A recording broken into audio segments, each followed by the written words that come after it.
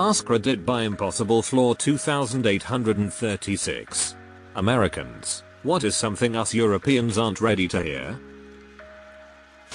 The way people drive in Italy makes me understand why they're so religious. And also so blasphemous. Source: I'm an Italian that swears like a sailor every time I have to drive somewhere. Most of us can't afford to visit you. We aren't being rude, we're just broke. German here, but us Europeans aren't ready to hear this. Abortion is generally not legal in Germany. It's available, it's usually not prosecuted, but it's not legal. Doctor in Munich. I can confirm. It's logistically also very difficult to get an abortion in Germany. You must be 12 weeks pregnant or earlier. You must have a consultation with a psychologist, social worker, before. And it has to be done at a certified center, of which there are very few. 9/10 gynecologists don't even offer any abortion services. While abortions are technically illegal, they are not prosecuted in very specific circumstances, but it's very hard to do so. Our ideas of foreign cuisine are basically products of the immigrant experience. I had an interesting sidebar tangent thought thing in a similar vein recently. The biscuit vs biscuit debate between UK and USA. Apparently at around the time of the American Revolution, American biscuits were a product that grew out of food shortages and supply limitations. They didn't have any leavening, so they were pretty crispy. They were similar to other biscuits in the UK at the time. They were mostly used as a way to make the most of what you had, and to help the flour keep longer, especially for travel, on both sides of the Atlantic. But then as our histories diverged more and more over time, so did our food cultures.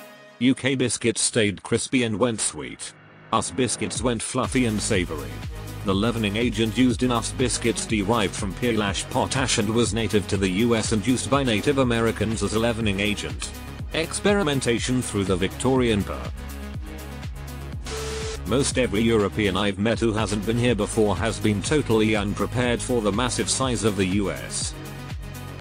We had some distant relatives come to Boston from Scotland. We asked what their plans were, and one of the things they wanted to do was take a day trip to LA. I asked, did you rent a rocket car?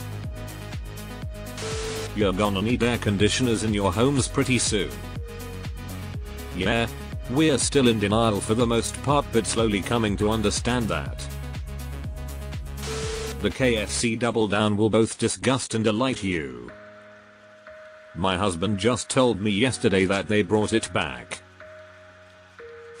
Your perception of America is too informed by the internet rather than reality. It works both ways. But still, you are not immune. Twitter is a totally small network where simply 10% of customers make up 80% of the content. There's actually a UX rule of thumb that's the 9091 rule. It tends to be true across multiple social media platforms. 1% of users create the original posts, 9% of users engage with or comment on those posts, 90% of users just lurk. Public toilets being free should be a standard. Not an American, but having to pay €1 to just wash my hands at an Italian train station was wild. Quit smoking. I was just in Italy for 10 days. I loved it, and there were a lot of things I thought I wish we had that, but damn, everything smelled like cigarettes and sewage. When I lived in Germany. German girl, I've read that Mexicans in Los Angeles experience a lot of racism.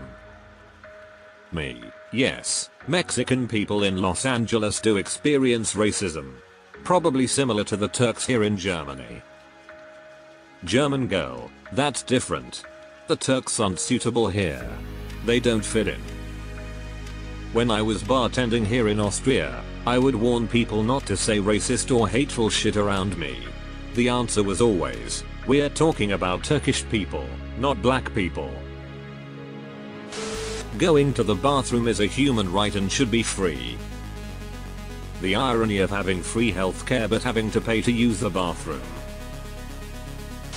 Racism isn't just an American thing. Deleted. Y'all are getting fat too. In France anything tastes good with enough butter. It's too difficult to generalize Europe as a whole, but I have plenty of things to say about individual countries. Before you start, do you have a problem with Luxembourg? British people mock us for using imperial measurements and then still order pints at the pub and use stones as a measurement of weight. You think that's bad? We also measure fuel efficiency by miles per gallon while filling up in liters. Tanning to that extent looks horrible. Stop doing that to yourselves. Mainly for the UK. Putting an orange colored cream that will leave large uneven patches is not tanning. Aimed at my Essex neighbors. I was surprised to discover how friendly and helpful Americans are. From watching TV you just come across as assholes, but in person you guys are great. I once went to a cafe in America where the barista, after handing me my coffee, told me to have a dynamite day. No one has told me to have a dynamite day since. The Columbus Blue Jackets have been eliminated from playoff contention. Never thought I'd ever see a fellow CBJ fan here outside of hockey subs. Making jokes about school shootings and the healthcare system every time someone makes a joke about your country for some minor quirk or issue makes you look thin-skinned and obnoxious. If you haven't been here, living in America is 100% totally different from what you think. Having moved from the West Coast to the East Coast, I can safely say even most Americans don't know how differently we live from state to state. Americans have big portion sizes in restaurants because we have a big leftovers culture. While some people will eat their whole meal, it's completely normal if you don't and you'll be offered a to-go box to take it home. There isn't really a big expectation to finish your meal at restaurants. Going to restaurants growing up, my parents would always order me a regular adult meal and the leftovers would be my next 2-3 meals. Biscuits and gravy is delicious. I watched a TikTok of Irish high schoolers trying biscuits and gravy for the first time. And watching their reactions go from fear and disgust to heaven and bliss was amazing. I've traveled internationally quite a bit. Most every European I've met who is encountering Americans for the first time says the stereotypes they had in their heads weren't true. Some of these stereotypes were all fat and loud, ignorant of other cultures, self-serving and mean. People are just people. In a big enough sample size, you will find all types regardless of where you are in the world. Air conditioning, ice, and free potable water are all nice things to have. Screens on windows.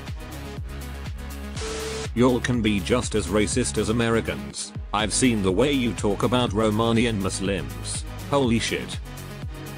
I grew up in a very diverse area. I'm from Antwerp, a province in Belgium, and their racism wasn't all that bad, but I moved 6 months ago to Limburg. Because of that, I also go to a new school now, and the first thing I noticed is that it was extremely white. I'm talking 95% white.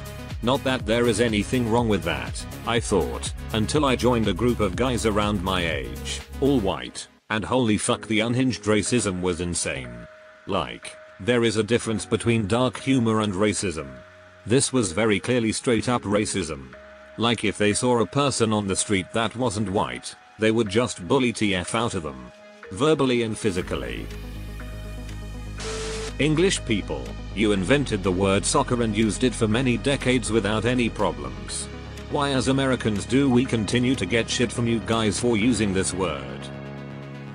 I'm British, but this one makes me laugh. Americans get shit even though pretty much every English speaking country except Britain, Ireland, Australia, Canada, New Zealand, South Africa, call it soccer. None of them get shit for it. And one of our most popular shows in the UK is called Soccer AM. We also have Soccer Saturdays as well. In the USA there's a ton of people that actually wear pajamas in public. Come visit Dublin. It's not just in the US. There are actually more states than Texas, New York, and California. And even when talking about California, New York, and Texas, there are more to the states than people think. Usually when mentioning CA, it's almost always LA and beaches, when it's actually a huge state with different climates. NY is always about Nick, which area-wise is small when compared to how large the state is, which is actually a lot of rural suburban space. Texas is usually cowboys and pickup trucks. But not everyone fits that. And every state has jerks in pickup trucks.